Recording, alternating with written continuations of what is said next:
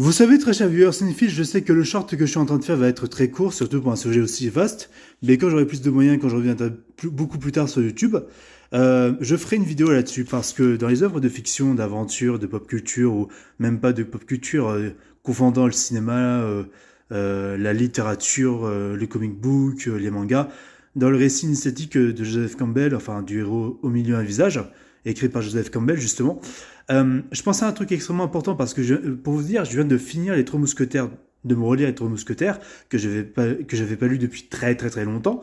Les films, on va pas en parler parce qu'on s'en bat les couilles, surtout toute pour une qui n'a rien à voir, qui est wokiste et pur, c'est pas le sujet. Mais voilà, j'ai pensé que, bon, attention, spoiler sur le roman original d'Alexandre Dumas, Madame Bonacieux, Constance Bonacieux, qui meurt à la fin. Où en fait, il y a une conclusion pessimiste et douce amère à la fois.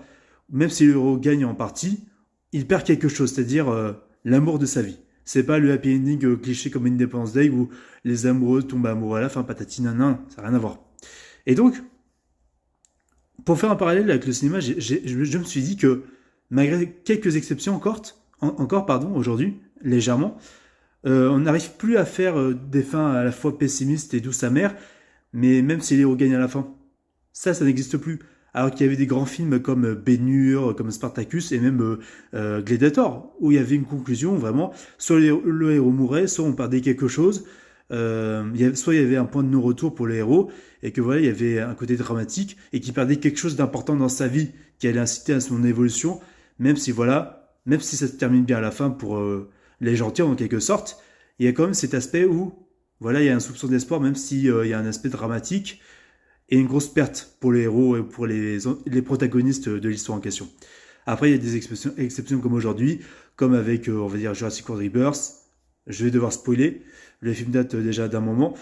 Certes, il y a quelques héros qui meurent au début, dévorés par des spinosaures. Mais ensuite, voilà, Maréchal Ali ne meurt pas à la fin. Bon, c'est dommage, alors que ça aurait pu donner une bonne fin. Mais bon, il fallait que ça soit hollywoodien, pour la famille familiale, divertissement populaire. Ce qui est dommage parce que là tu vois, les films peplum que je t'ai cités, ça prenait le risque malgré tout d'avoir une fin douce amère. Ce qui était vraiment très intéressant dans le cinéma des années 60, tout ça. Et, euh, et voilà quoi, c'est dommage qu'on ne soit pas arrivé là. Même, tu vois, quand je pense à des films comme le film de Jean-Pierre Melville avec Bourvil et